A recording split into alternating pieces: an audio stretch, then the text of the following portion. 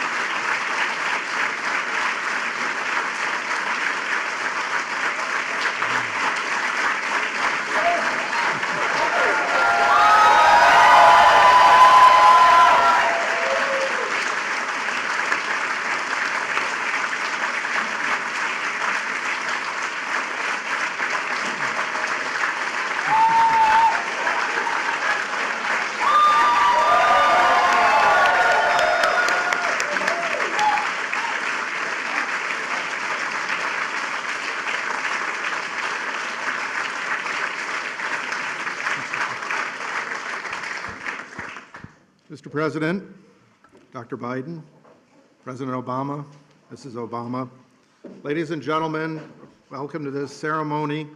I'm John Rogers, the chairman of the White House Historical Association, and on behalf of the women and men of the association, I'm thrilled to celebrate with all of you the presentation of two magnificent American portraits today to honor and commemorate the indelible legacy of our 44th President and First Lady.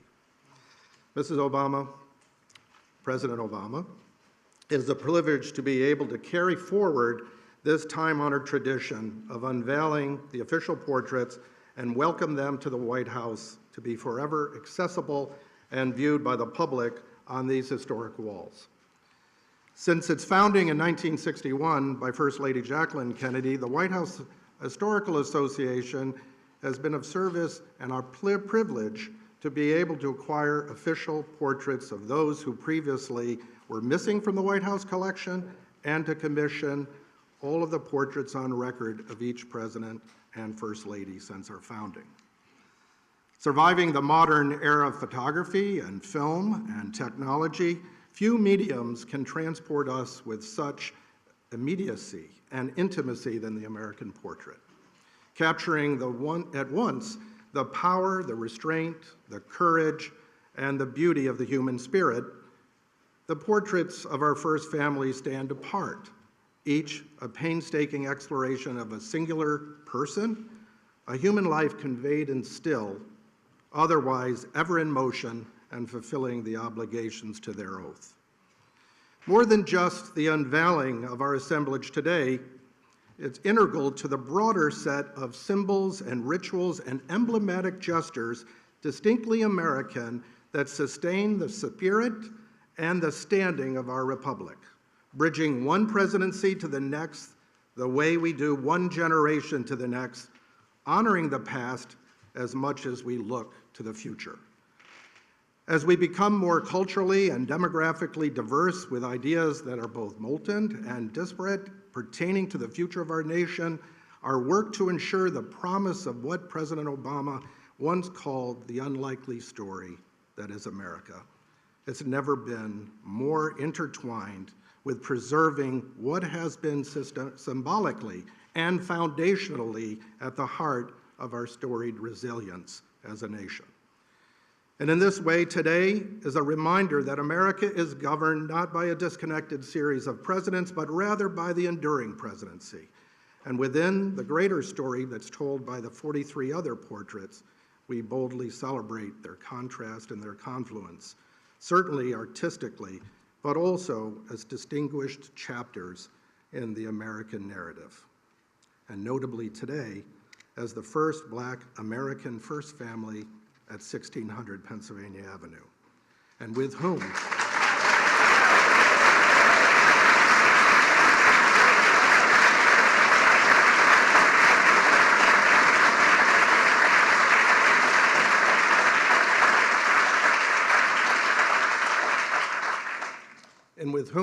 we shared the joy of watching your wonderful daughters grow up here and come of age. Mrs. Obama, we thank you for your advocacy on behalf of this House and for making it possible for visitors to take pictures of these magnificent portraits among the other historic artifacts throughout the White House. I had the personal privilege of being with you and your mom when we inducted your inaugural gown into the Smithsonian collection. And may I say that the beauty of that white chiffon gown is only exceeded by the woman who wore it, and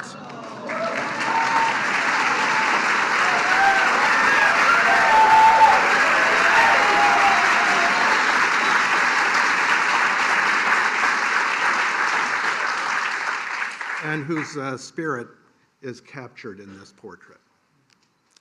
The tradition of service continues with Dr. Biden. She's our steward. We are honored that you were with us when we celebrated our 60th anniversary, and we look forward to our continued work with you on the educational mission of our association. And we are ever thankful to you and you, Mr. President, for hosting this wonderful ceremony today. And to our artists, Robert McCurdy and Sharon Sprung, we are grateful for your artisanship and dedication to your own craft. Together, these portraits fulfill a beautiful collaboration and are a testament to what's possible when we serve one another in an effort to give voice to one another. And I suspect that beginning tomorrow, these two portraits will be the most photographed by visitors from across the United States and the world.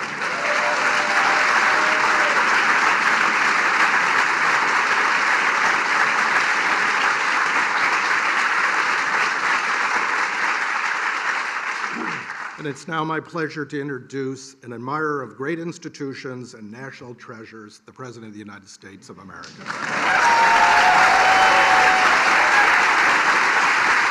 Thank you.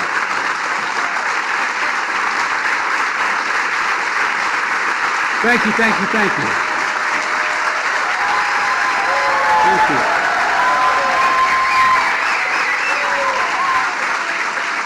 Always right. Thank you all very much, please.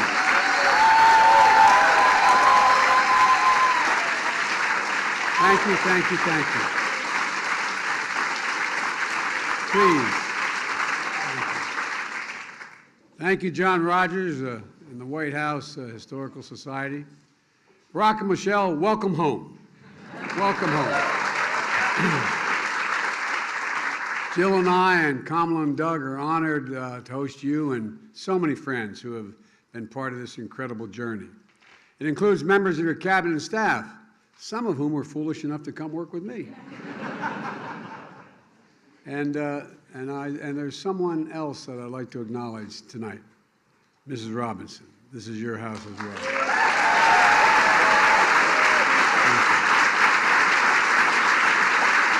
Good to see.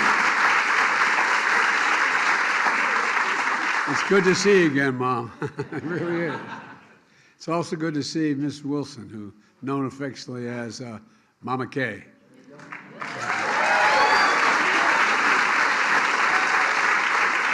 One of your best friends, and Malia and Sasha's godmother.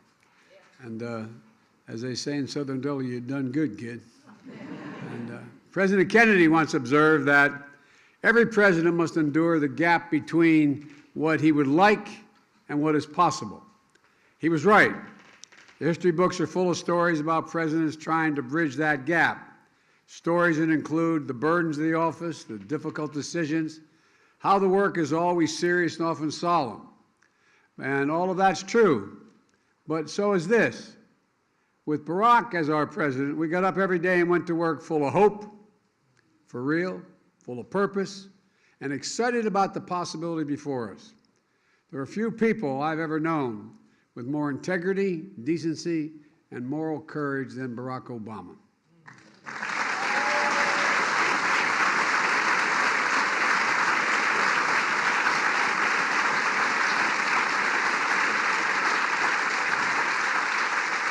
Mr. President, nothing could have prepared me better or more to become President of the United States than be at your side for 8 years. And I mean that from the bottom of my heart. You know, no matter what the issue was, no matter how difficult, no matter what it was about, doing it, you never did it with just the easy way, what the easy way out was. It was never about doing it that way. It was always about doing what was right, literally. You know, just go down the list of historic presidencies. He never gave up on the simple truth that health care was a right for all Americans. When so many were telling him, including me at one point, take the compromise, take a compromise. We weren't sure we could get anything done on ACA. Think about the compromise. You refused. You went big. And now the Affordable Care Act is there permanently, and it's even being improved on.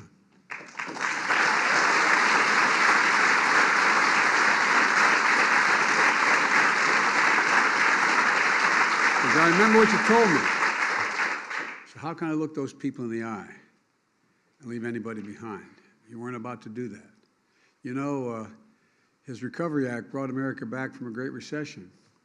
The auto rescue protected an iconic industry that represents the nation's heart and soul. And there were a whole lot of people, some maybe even in this room, that were telling you we should let the industry go bankrupt. We should let it go. But you wouldn't. You persisted. You insisted. And I remember our conversations, and I'm proud. I'm proud we stood together and wouldn't let that happen. You bet on the American worker. You believed in the American worker. Even though he knew it would be controversial, you stood up for hundreds of thousands of dreamers who only know America as their home. It always boggles my mind that I always can't understand that a 3-year-old kid's going to say, no, Mom, leave me on this side of the Rio Grande. You go ahead and go. I'm serious. So they could stay and contribute, and they've contributed incredibly, their talents, and it's a great generation they represent. I can go on and defend that you've done, expanding civil rights, issue the clarion call on the climate crisis, helped us find that amazing grace, even in darkness. In countless hours, over countless meetings, under intense pressure, we always knew Barack Obama. We always knew what you'd do, what you thought was right, even if it was going to cost you politically. You know, we trusted him, all of you in this room. We believed in him, and we counted on him. And I still do. And I still do. And folks,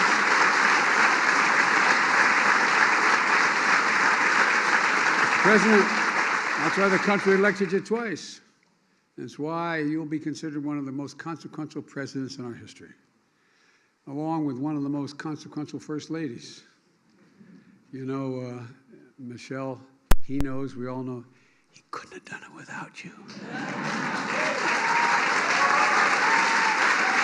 I know I couldn't. In fact, during our week, we had lunch once a week, every week, come hell or high water. And everybody wondered all the important things we talked about. Probably 40% of the time we talked about family. We most talked about our girls and my grandchildren and my children. You embodied dignity beyond measure, Michelle. And together you and Barack made history. You both generated hope for millions of people who were left behind for so long. And it matters. You both did it with such grace and such class. You know, you dreamed big and secured lasting wins for the American people, helping lift their burden with the blessing of hope. It was so underestimated, the notion of just having hope.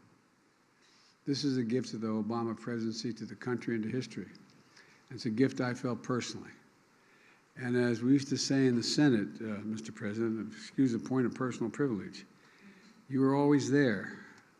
I remember how you were with me when our son was passing. And I remember the eulogy you gave in his behalf. you'll never fully understand just how much it meant to Jill and me and the entire family. I always remember that night we accepted the nomination in Denver. My granddaughter Finnegan, who's a great friend of your daughter's, came up to the room, our room, and said, "Pop, can we move the beds out of my room?" And I said, "Why do you want to move the beds out of your room?" He said, "Well, so her two sisters and Malia and Sasha, we could all get sleeping bags and lie on the floor and sleep together and watch the convention on the floor." That image of them all together will stay with me forever. And I think it melded our families in ways that it's hard for other people to understand. For 8 years, we grew to be a family for each other and through our highs and our lows. Family from different backgrounds, brought together by a shared value set. And all the things that the families have done together. I imagine there may have been other relationships like this, the president and vice president, but I can't think, none comes to mind. Jill and I have been waiting to host events at the White House for a long time, coming out of the pandemic.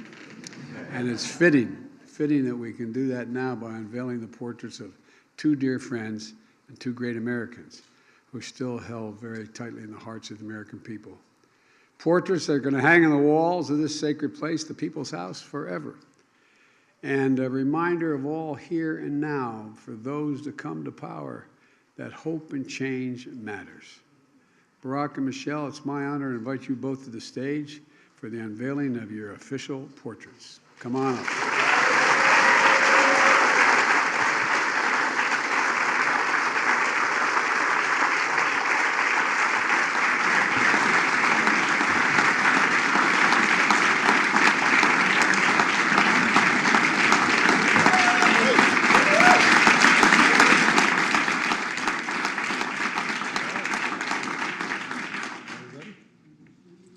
Yes? Okay. There we go.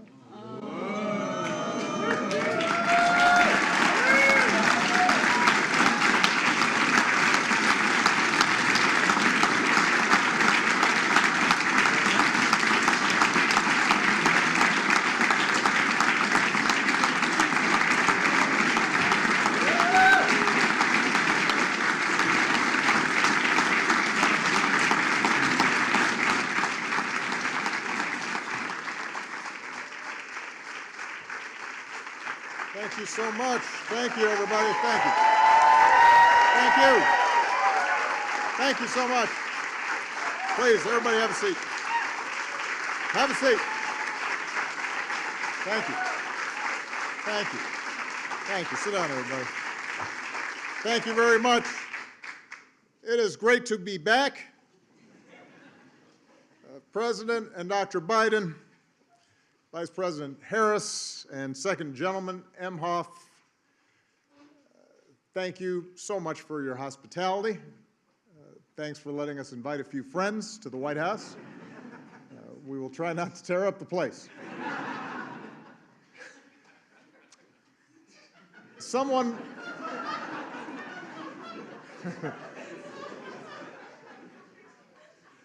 once said that if you're looking for a friend in Washington, get a dog. Our family was lucky enough to have two wonderful dogs. But I was even luckier to have a chance to spend 8 years working day and night with a man who became a true partner and a true friend. Joe, it is now America's good fortune to have you as president. You've guided us.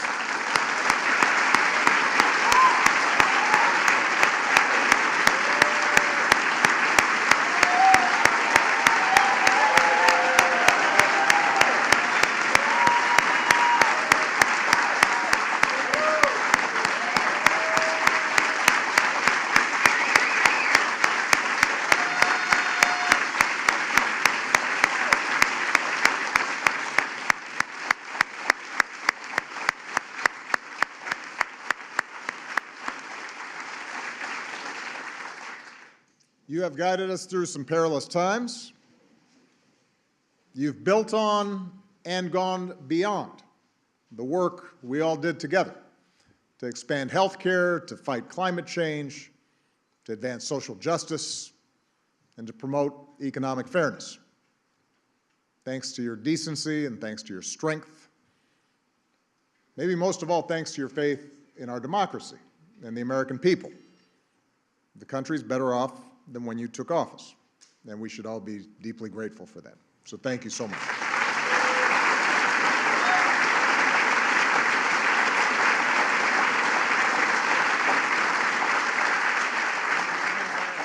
To all the former Obama-Biden staffers who are here in person, some of you are watching at home, thank you for being a part of this.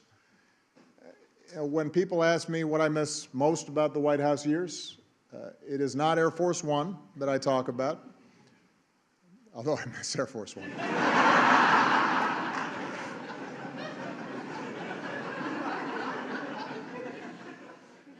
It's the chance that I had to stand shoulder to shoulder with all of you. To have a chance to witness so many talented, selfless, idealistic, good people working tirelessly every day to make the world better. And for 8 years, and even longer for some of you, I drew on your energy and your dedication and your goodness. You inspired me, and I never wanted to disappoint you. And I tried to reflect the same heart and character that you displayed every day. Even during the toughest times, it was all of you that kept me going. So it's good to be back, to have a chance to see all of you, and to once again say thank you. Now, as much as I miss our work together, what's been a special joy is to see what's happened since. Because so many of you are doing amazing things, whether it's in government, in the private sector, in academia, or nonprofits. And I'm especially glad to see so many of you serving President Biden as well as you served me.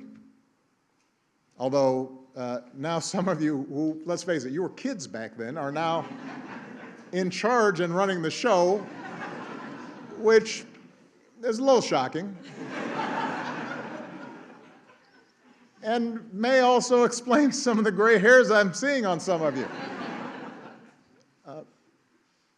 But it validates what I had always hoped, which was that our time together would only be the beginning of incredibly impactful careers.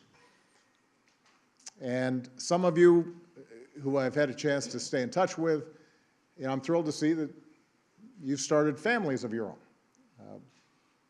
I am a little disappointed that I haven't heard of anyone naming a kid Barack yet. Or Michelle. But there is still time.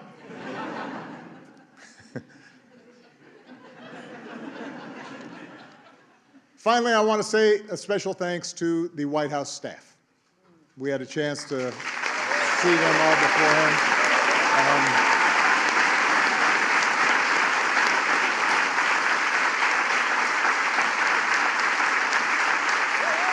Yes. Yeah.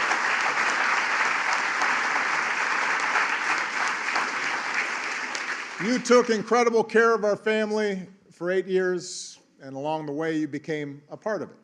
And we have not ever forgotten the kindness that you showed us.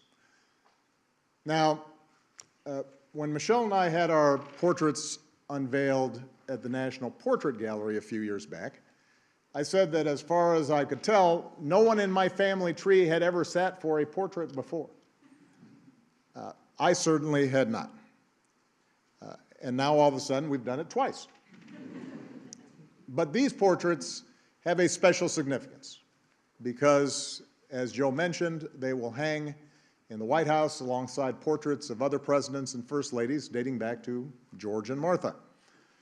So it was important to find the right people to paint them. I want to thank Sharon Sprung for capturing everything I love about Michelle. Her grace, her intelligence, and the fact that she's fine.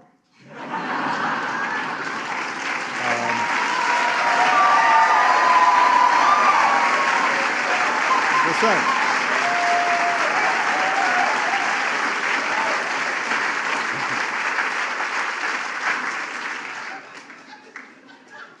She is. Her portrait is stunning.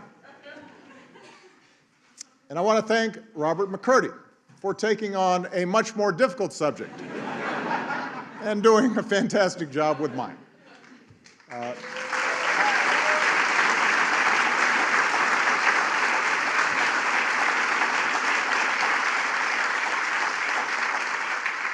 Robert is known for his paintings of public figures: Toni Morrison, the Dalai Lama, Nelson Mandela, Muhammad Ali. But what I love about Robert's work is that he paints people exactly the way they are, for better or worse. He captures every wrinkle on your face, every crease in your shirt. You'll note that he refused to hide any of my gray hairs, refused my request to make my ears smaller.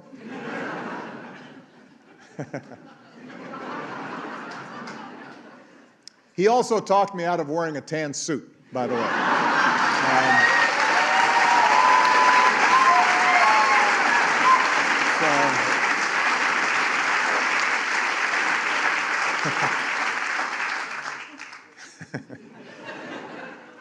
His work is so precise that at first glance it looks like a photograph. And Robert also paints his subjects looking straight ahead. So it feels like you're face to face, forming a connection. And that appealed to me, in part because presidents so often get airbrushed, even take on a mythical status, especially after you've gone, and people forget all the stuff they didn't like about you. But what you realize when you're sitting behind that desk, and what I want people to remember about Michelle and me, is that presidents and first ladies are human beings like everyone else. We have our gifts, we have our flaws. You've all experienced mine. We have good days and bad days. We feel the same joy and sadness, frustration and hope. And while it takes a certain amount of self-confidence to be president, there are nights where we lie awake, wondering if this or that decision was the right one. I've always described the presidency as a relay race. You take the baton from someone, you run your leg as hard and as well as you can, and then you hand it off to someone else, knowing that your work will be incomplete.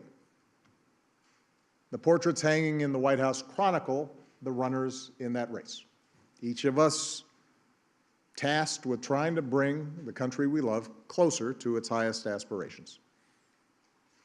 And when future generations walk these halls and look up at these portraits, I hope they get a better, honest sense of who Michelle and I were.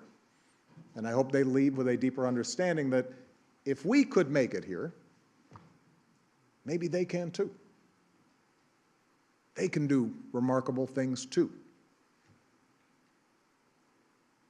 Now, it is my pleasure to introduce someone who needs no introduction. Michelle was the best thing about living in the White House, and let me tell you, the pastry chefs here deliver delicious pies on request. So that is saying something.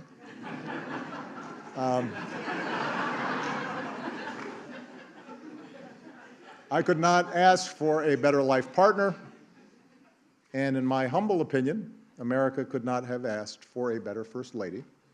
Please give it up for Michelle Obama.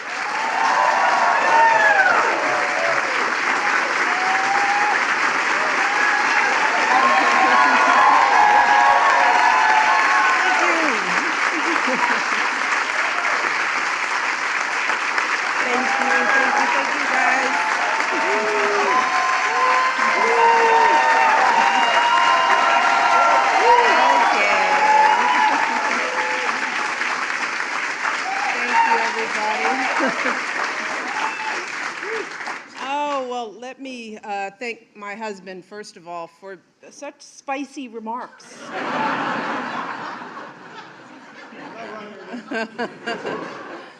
And of course, thank you to Joe and Jill, President Biden, and First Lady Jill Biden. Thank you for inviting us back. This means so much to us. We were saying at lunch that the girls have lived in this house longer than they've lived anywhere.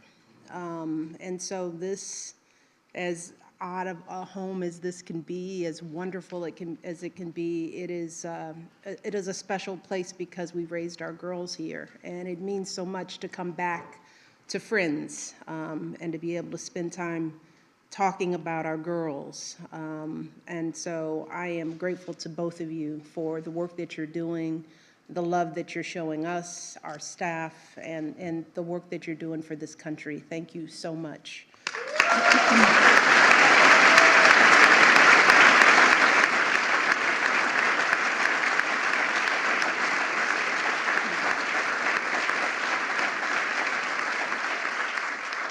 And of course, to Vice President Harris, and I love to say this, second gentleman, Imhoff. Let's say it again, second gentleman. You're doing a great job.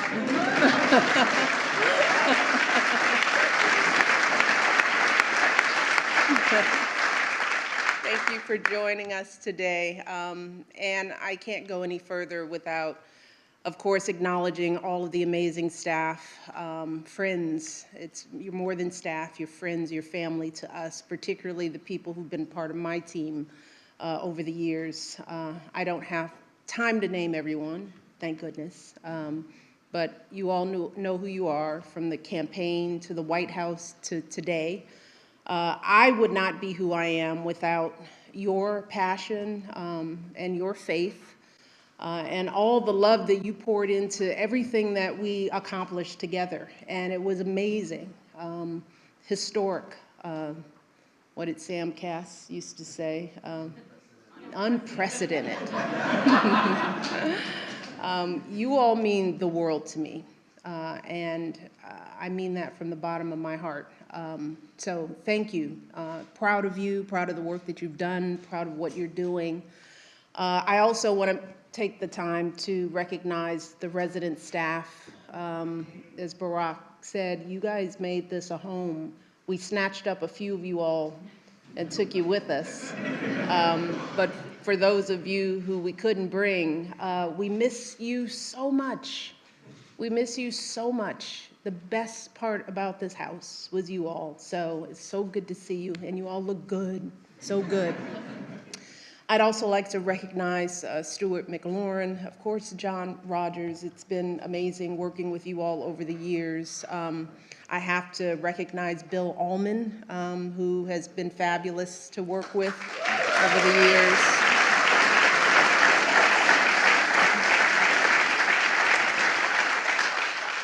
And of course, Thelma Golden and my dear friend Michael Smith for their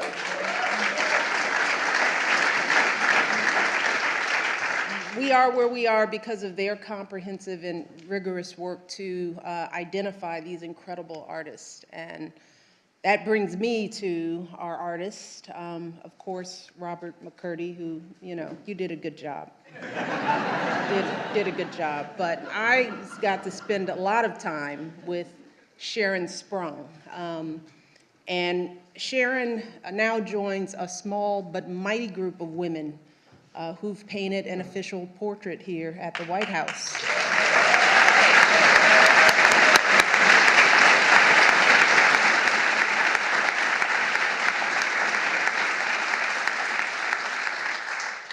And I'm thrilled that this extraordinary work is going to be enshrined forever as part of our nation's history. But Sharon, it was wonderful to work with you. You are a true spirit. That's one of the reasons why we connected. Your work is phenomenal, but it was your essence, your soul, the way you saw me, the way we interacted, and it shows in this beautiful work. So thank you for your brilliance, your artistry, and your patience. in this process. I remember I went to see the work in Brooklyn, and poor Sharon, because no one is supposed to know who the artists are, so her studio is her home. And so she had this piece in her home. You couldn't have guests over. You were frightened that it would get out. You just wanted it out of your space. And every year I thought about, she must be going crazy. So thank you so much. Let's give them both a round of applause.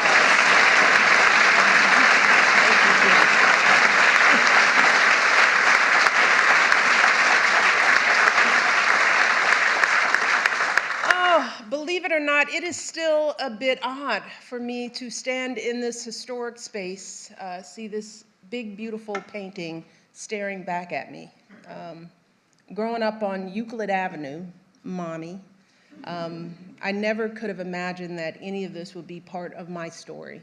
But even if it's all still a bit awkward for me, I do recognize why moments like these are important, why all of this is absolutely necessary. Traditions like this matter, not just for those of us who hold these positions, but for everyone participating in and watching our democracy. You see, the people, they make their voices heard with their vote. We hold an inauguration to ensure a peaceful transition of power. Those of us lucky enough to serve work, as Barack said, as hard as we can for as long as we can, as long as the people choose to keep us here. And once our time is up, we move on. And all that remains in this hallowed place are our good efforts and these portraits, portraits that connect our history to the present day, portraits that hang here as history continues to be made. So for me, this day is not just about what has happened, it's also about what could happen.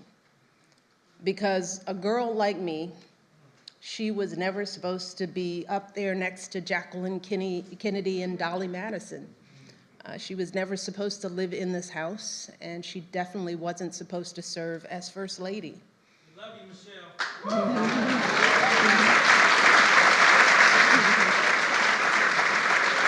Love you back.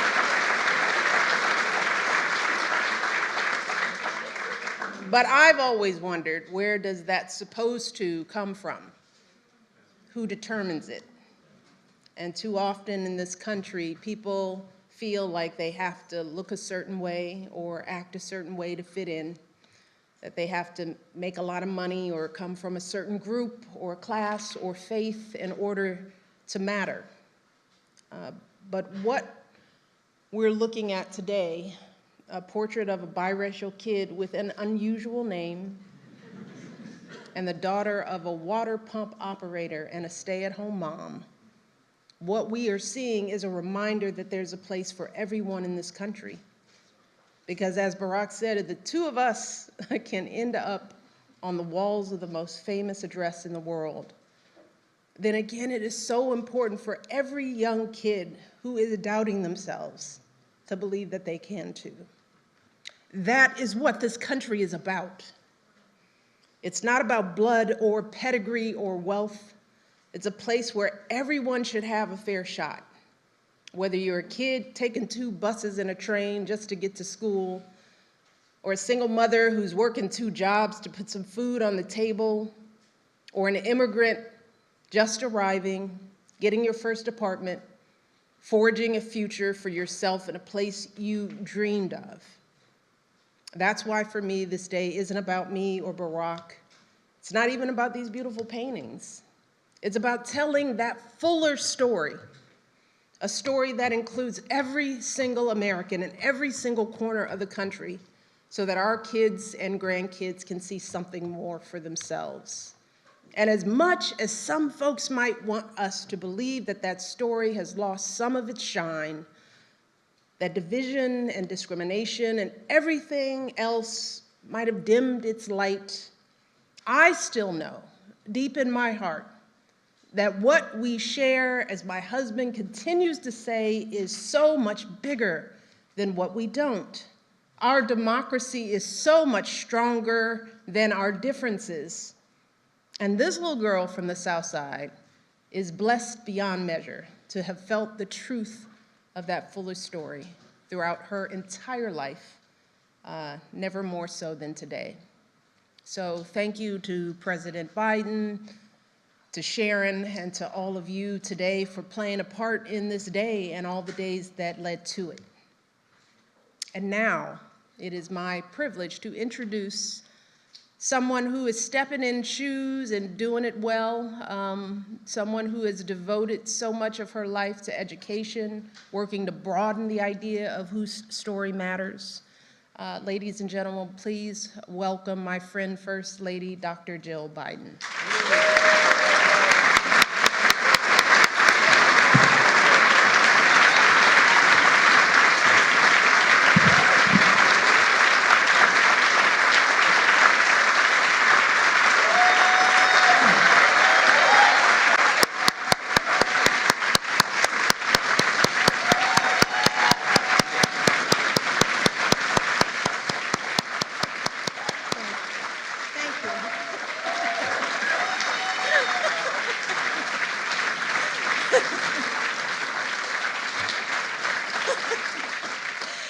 Joe, honestly, everybody stood but Joe.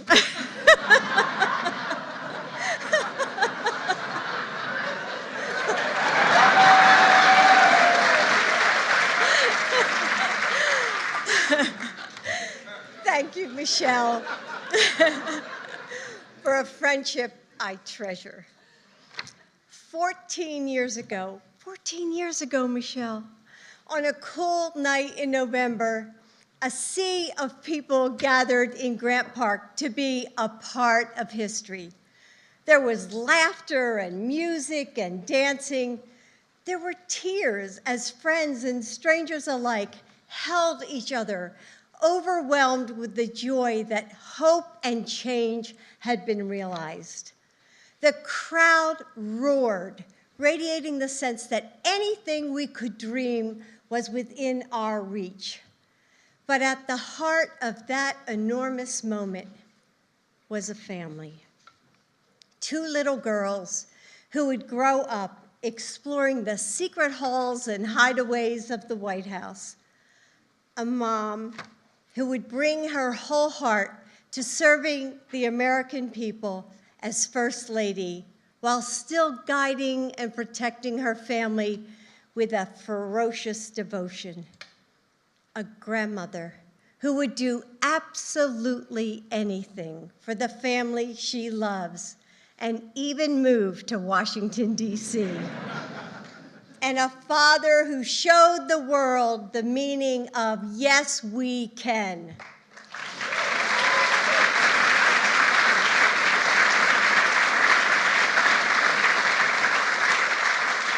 For Joe and me and our entire family, standing on that stage next to you was like waking up in a new world, a place where, with hard work, anything was possible.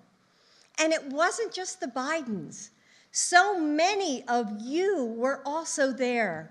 You remember how it felt. It was magic, wasn't it? That night, your family connected us all. And our family, the Obama-Biden team, every one of you who were fired up and ready to go, together, we changed the course of this country forever. And when I look at these portraits, I see family. Your family, the family we all built, and the families across America that we served together. I see love, joy, and fellowship, and we are honored to hang them today and share them with the world. So thank you for being with us. And now please join us in the State Dining Room for a reception. Thank you for being here. Ladies and gentlemen, please remain in your seats while the President and Dr. Biden, President and Mrs. Obama, and the Vice President and Second Gentleman depart.